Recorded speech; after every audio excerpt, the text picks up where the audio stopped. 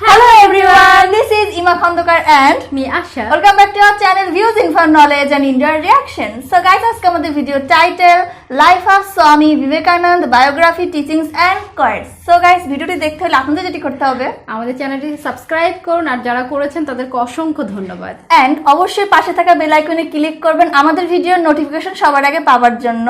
And আমাদের আরেকটি channel views reviews নলেজে subscribe করে রাখবেন আমাদের ভিডিও আরো নতুন নতুন ভিডিও দেখার জন্য। এন্ড আমাদের ইনস্টাগ্রাম আইডির লিংকটাও ফলো করবেন, নিচে ডেসক্রিপশন বক্সে ভিডিও লিংকটি দেওয়া থাকবে, ভিডিও না আমাদের আইডির লিংকটি দেওয়া থাকবে, অবশ্যই ফলো করবেন। এন্ড দেখে আসি, লেটস গো। आप में से कितने लोगों के hero APJ Abdul Kalam sir हैं? जानते हैं उनके हीरो कौन थे? स्वामी विवेकानंद। अच्छा, आप में से कितने लोग निकोला टेस्ला के 300 से ज्यादा पेटेंट्स और इन्वेंशन से इम्प्रेस्ड हैं? जानते हैं उनके हीरो कौन थे? स्वामी विवेकानंद। हम में से कौन सुभाष चंद्र बोस या लाल बहादुर शास्त्री को हीरो मानता है? ऑब्वियसली अब आपको पता चल ही गया होगा कि वो किन्हें हीरो मानते थे, और वो हैं स्वामी विवेकानंद। और आज की इस वीडियो में हम स्वामी विवेकानंद की बायोग्राफी के बारे में बात करेंगे और ऐसी क्या चीज है जिससे नरेन स्वामी विवेकानंद बन गए। तो आइए स्टार्ट करते हैं। स्वामी जी की मदर भगवान पर बहुत विश्वास करती थी। वो बहुत पूजा पाठ किया करती थी ताकि उन्हें एक ऐसा बेटा मिले जो उनके फैमिली का नाम ऊंचा कर सके। एक दिन उनकी मदर भुवनेश्वरी देवी ने सपने में भगवान शिव को देखा। उन्होंने देखा भगवान उनसे कह रहे थे कि वो उनके बेटे के रूप में जन्म लेंगे। ये सुनकर वो बहुत खुश हो गई और उनकी आंखों में खुशी के आंसू आ गए। और 12 जनवरी 1963 में मकर संक्रांति के दिन स्वामी जी का जन्म हुआ। उनकी फैमिली ने स्वामी जी का नाम नरेंद्रनाथ रखा और उन्हें सब प्यार से नरेन कहने लग गए। स्वामी जी के परिवार में सब बहुत इंटेलिजेंट और पढ़े लिखे लोग थे और हमेशा दूसरे की मदद करते थे, जिसकी वजह से उनका बहुत नाम था। सब उनको बहुत मानते थे। नरेन के फादर कलकत्ता हाईकोर्ट में एडवोकेट थे। छोटी उम्र से ही वो लोगों पर अलग अलग रिलीजन जैसे कि हिंदू मुस्लिम और अमीर गरीब में भेदभाव करने के लिए सवाल उठाते थे। एक दिन उन्होंने अपने फादर के ऑफिस में टोबैको पाइप का एक बॉक्स देखा। ये उनके फादर के क्लाइंट्स के लिए था। हिंदू कास्ट के लिए एक अलग बॉक्स था और मुस्लिम्स के लिए एक अलग बॉक्स था। नरेन ने हर बॉक्स में से एक टोबैको पाइप निकाला और उसे ट्राई किया। उनके फादर ने जब ये देखा तो उन्हें बहुत डांटा, पर नरेन ने कहा, मुझे तो इन दोनों टोबैको पाइप्स में कोई डिफरेंस नहीं लगता। नरेन जब छोटे थे तो एक दिन उन्हें दो तरह के सपने आए। पहला, एक बहुत पढ़ा लिखा आदमी है जिसके पास बहुत पैसा है और सोसाइटी में उसका नाम बहुत ऊंचा है। उसके पास एक सुंदर घर है, उनकी वाइफ और प्यारे बच्चे हैं। दूसरा सपना था एक मॉन्क जो एक जगह से दूसरी जगह घूमता रहता है। उन्हें सिंपल लाइफ पसंद है। पैसा और दूसरी सुख सुविधा देने वाली चीजें उन्हें खुश नहीं करती। उनकी बस यही इच्छा है कि वो भगवान को जाने और उनके और पास चले जाएं। नरेन जानते थे कि वो इनमें से कुछ भी बन सकते थे। उन्होंने बहुत गहराई से सोचा और उन्हें एहसास हुआ कि वो एक मॉन्क यानी पुजारी की तरह ही जीना चाहते हैं। दुनिया में क्या क्या नया इन्वेंट हो रहा है, क्या क्या अचीवमेंट हो रही है, इनमें उन्हें कोई इंटरेस्ट नहीं था। उनके पास एक क्लियर गोल था, उन्हें भगवान को देखना था। उन्हें एक्सपीरियंस करना था कि भगवान से मिलना कैसा लगता है। वो चाहते थे कि कोई ऐसा इंसान उन्हें रास्ता दिखाए जिन्होंने खुद भगवान को देखा हो। नरेन श्री राम कृष्ण से दक्षिणेश्वर मंदिर में मिले थे। वो नरेन से मिलकर बहुत इम्प्रेस हुए। रामकृष्ण समझ गए थे कि नरेन दूसरे बच्चों से अलग है। ऐसा लगता था जैसे नरेन की आंखें हमेशा मेडिटेशन में ही लीन रहती हैं। वो अपने कपड़ों या वो कैसे दिख रहे हैं उस पर बिल्कुल ध्यान नहीं देते थे। मास्टर रामकृष्ण बहुत खुश थे कि फाइनली उन्हें एक ऐसा स्टूडेंट मिल गया है जिसके साथ वो अपने विचारों को शेयर कर सकते थे। रामकृष्ण की डेथ के बाद सारे मॉन्क बेघर हो गए। नरेन अब 23 साल के हो चुके थे। अब ये उनकी रिस्पॉन्सिबिलिटी थी कि वो नए मॉन्क का ध्यान रखें और उन्हें पढ़ाएं। नरेन पूरे मन से नए स्टूडेंट्स को पढ़ाने में लग गए। घर में सबसे बड़े होने के कारण वो दिन भर अपनी फैमिली की तरफ अपनी ड्यूटी पूरी करते और रात को मठ में अपने स्टूडेंट्स और भाइयों को सिखाने चल जाते। सारे स्टूडेंट्स ने साधु के जैसा जीवन पूरी तरीके से अपना लिया था। वो अपना पूरा दिन पूजा, पढ़ाई और मेडिटेशन में बिताते थे। इस सब में वो इतने खो जाते थे कि कभी कभी खाना तक भूल जाते थे। नरेन चाहते थे कि उनके साथ जितने भी लोग हैं, जितने भी भाई हैं, उन्हें हर चीज के बारे में पूरी नॉलेज हो। वो उनके साथ बहुत सी बातें शेयर करते और उनकी नॉलेज को इंक्रीज करते। दुनिया की अलग अलग बुक्स पढ़ के उन्हें सुनाते। नरेन उन्हें दूसरी कंट्रीज की हिस्ट्री और पॉलिटिकल सिस्टम के बारे में भी बताते। उन्होंने उन सबको प्लेटो, एरिस्टोटल, बुद्ध, हेगल, केंट और भी बहुत सारे लोगों के बारे में बताया।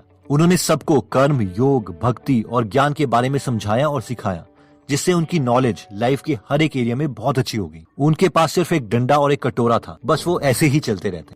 सबसे पहले वो वाराणसी गए, जिसे इंडिया की सबसे पवित्र जगह माना जाता है। ये वही जगह है जहाँ बुद्ध और शंकराचार्य जैसे संतों को भगवान से ज्ञान मिला था। नरेन को यहाँ आकर बहुत अच्छा लगा। मानो जैसे उनमें एक नई एनर्जी भर गई हो।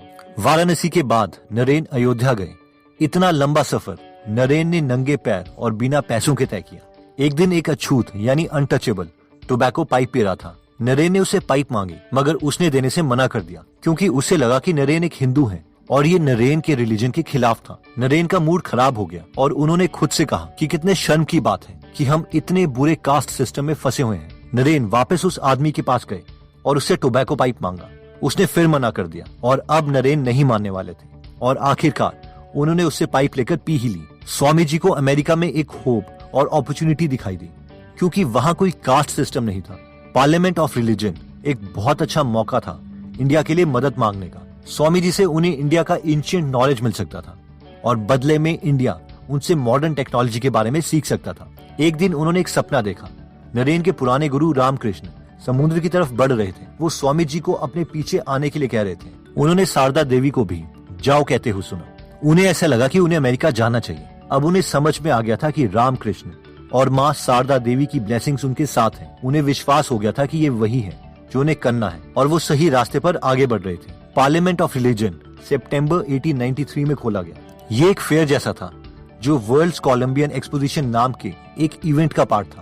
जब क्रिस्टोफर कोलंबस ने अमेरिका को खोजा था, ये उसे सेलिब्रेट करने के लिए मनाया जा रहा था। इसका मकसद ये दिखाना था कि वेस्टर्न कंट्रीज साइंस और टेक्नोलॉजी में कितनी आगे बढ़ गई है। क्योंकि रिलीजन भी हमारी लाइफ का एक इम्पोर्टेंट हिस्सा है, इसीलिए उसे भी इस इवेंट में शामिल किया गया। उस हॉल में कम से कम 7,000 लोग जमा हुए थे। पूरी दुनिया के रिलीजियस लीडर्स आए थे। हर रिलीजन को पेश करने के लिए एक लीडर को भेजा गया था। ये रिलीजन थे इस्लाम, क्रिश्चियनिटी, शिंटोइज्म, कॉन्फ्यूशियनिज्म, बुद्धिज्म, हिंदुइज्म और जैनिज्म। हर एक लीडर को सामने आकर स्पीच देनी थी। स्वामी जी बहुत नर्वस थे। उन्होंने कोई स्पीच तैयार नहीं की थी। उन्हें पता नहीं था कि उन्हें इसकी जरूरत पड़ेगी। वो पहली बार इतने सारे लोगों के सामने स्पीच देने वाले थे। उन्होंने वहाँ काम कर रही टीम से कहा कि उन्हें सबसे लास्ट में बुलाया जाए। आखिर उनके बोलने की बारी आ गई। उनके सबसे पहले वर्ड्स थे brothers and sisters of America. उनके इन वर्ड्स ने वहाँ सभी लोगों का दिल जीत लिया। वहाँ पर सब लोगों ने खड़े होकर उनके लिए तालियां बजाई। सबको लगा कि कोई अलग आया है जिसने पूरे मन से कहा था और जिनकी बातों में सच्चाई थी। वो सबसे ये कहना चाहते थे कि हमें एक दूसरे को एक्सेप्ट करना सीखना पड़ेगा। हमें एक दूसरे को समझने की और शांति बनाकर रखने की जरूरत है। कोई हमसे अलग है तो क्या हुआ, हमें सबकी रिस्पेक्ट करनी चाहिए। स्वामी जी की वो खास बात जो उन्हें दूसरों से अलग बनाती थी वो ये थी, उन्होंने कभी किसी रिलीजन को सही और बाकी सबको गलत प्रूफ करने की कोशिश नहीं की। उनका मानना था कि सब रिलीजन हमें भगवान तक ले जाने का रास्ता है। वो कहते थे कि किसी मकान में अंदर जाने के बहुत सारे दरवाजे हो सकते हैं। पार्लियामेंट्स ऑफ रिलीजन के बारे में इंडिया में खबरें आने लगी। न्यूज़पेपर्स और मैगजीन्स में स्वामी जी की स्पीच छपने लगी। सारे इंडियंस को बहुत प्राउड फील हो रहा था।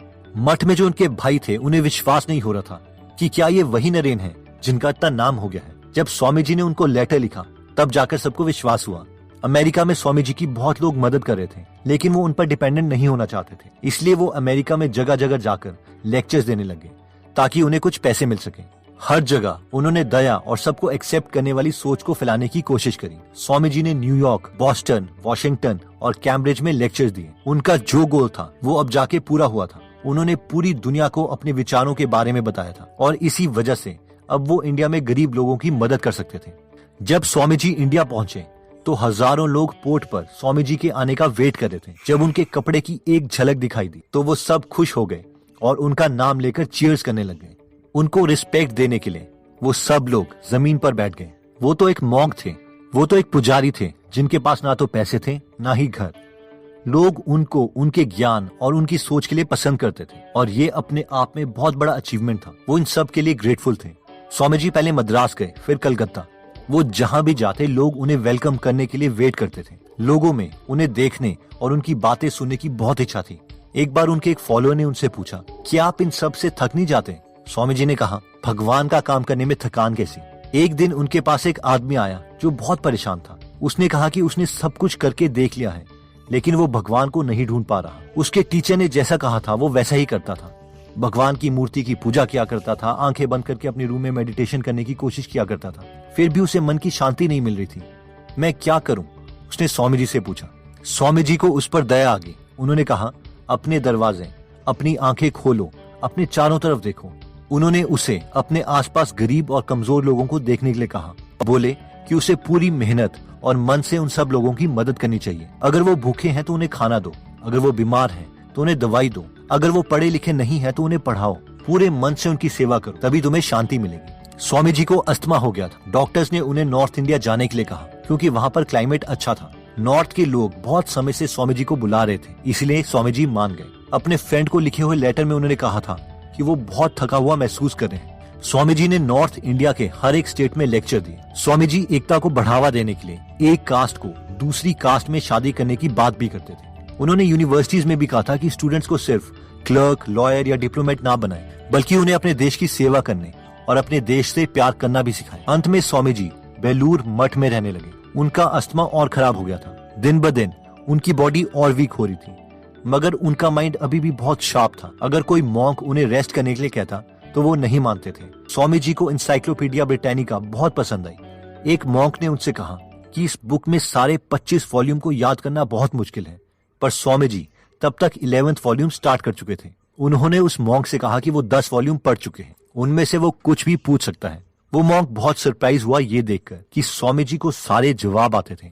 यहाँ तक कि उन्होंने उस बुक्स की कुछ लाइंस भी बोलकर दिखाई। स्वामी जी को महसूस हो गया था कि वो 40 की एज तक नहीं पहुंच पाएंगे। उनकी एज उस समय 39 इयर्स और 5 मंथ्स हो चुकी थी। उन्होंने पंचांग भी देखा ये कैलकुलेट करने के लिए कि उनकी डेथ कब होने वाली है। स्वामी जी ने अपने सीनियर मॉन्क को बता दिया था कि अपना अंतिम संस्कार वो कहाँ पर चाहते हैं। वो उसी मठ के ग्राउंड में एक जगह थी। फ्राइडे शाम 7 बजे बेल बजी। पूजा का समय हो गया था। स्वामी जी अपने रूम में पूजा और मेडिटेशन करने चले गए। उन्होंने अपने सेवक से कहा कि वो 1 घंटे रूम में रहेंगे और उन्हें कोई डिस्टर्ब ना करें।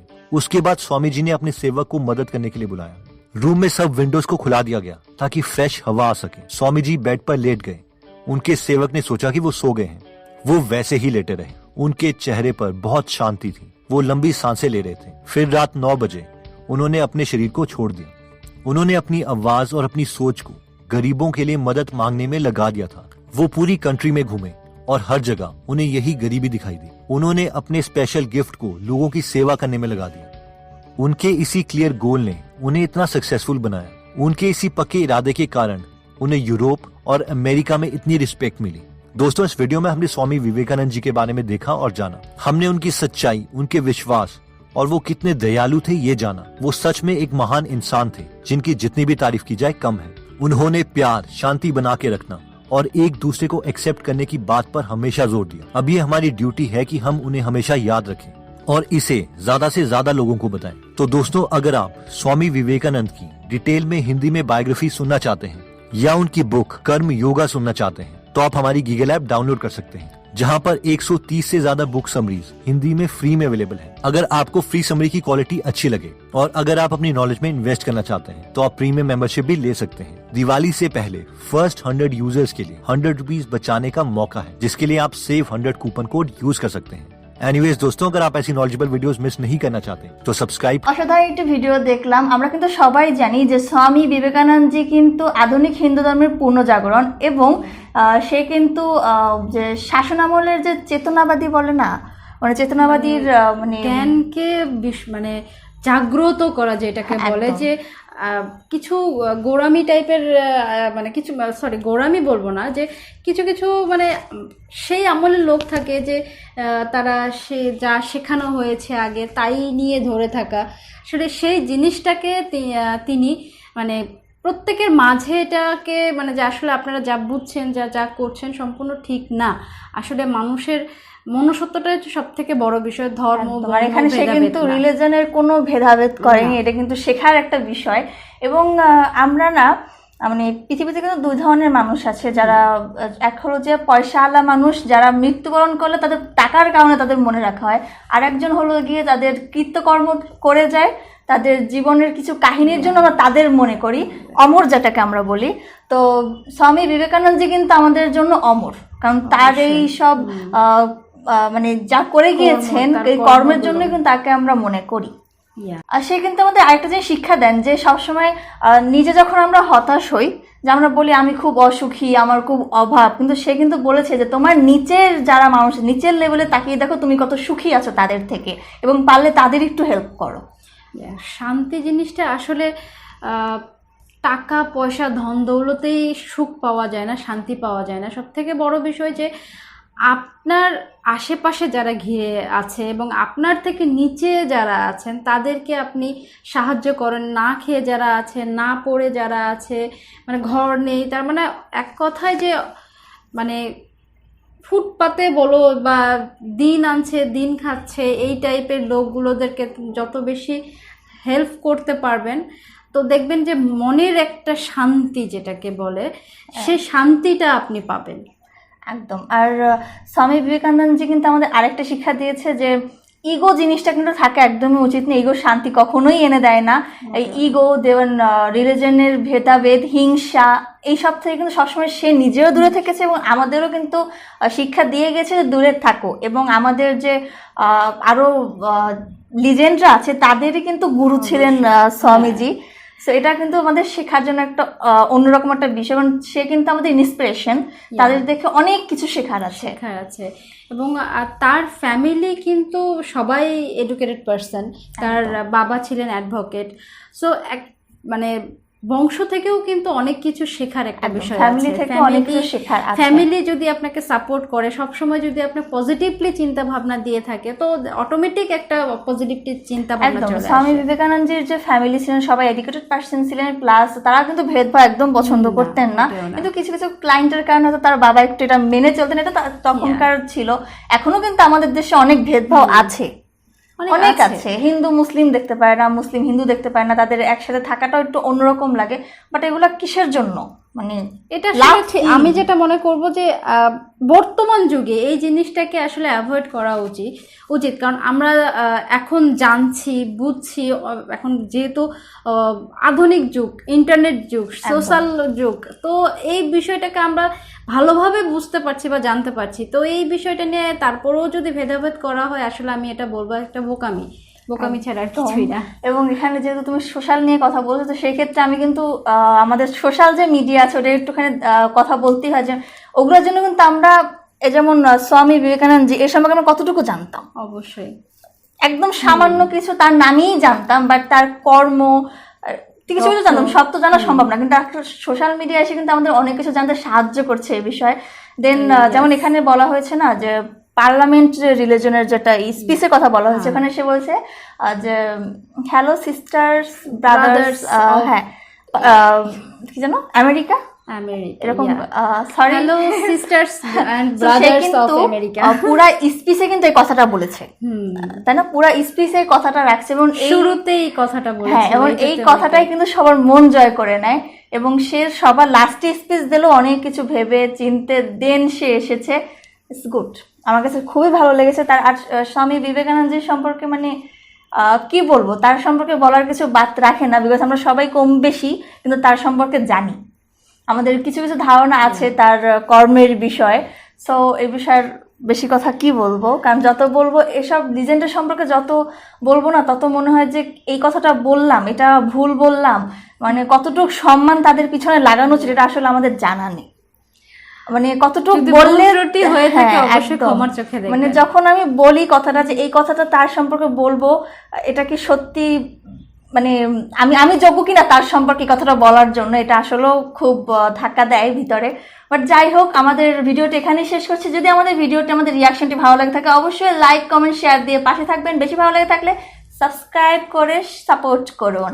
ততক্ষণ অবধি আমাদের চ্যানেলের অন্যান্য ভিডিওগুলো আপনি এনজয় করতে পারেন। Stay tuned, thanks for watching.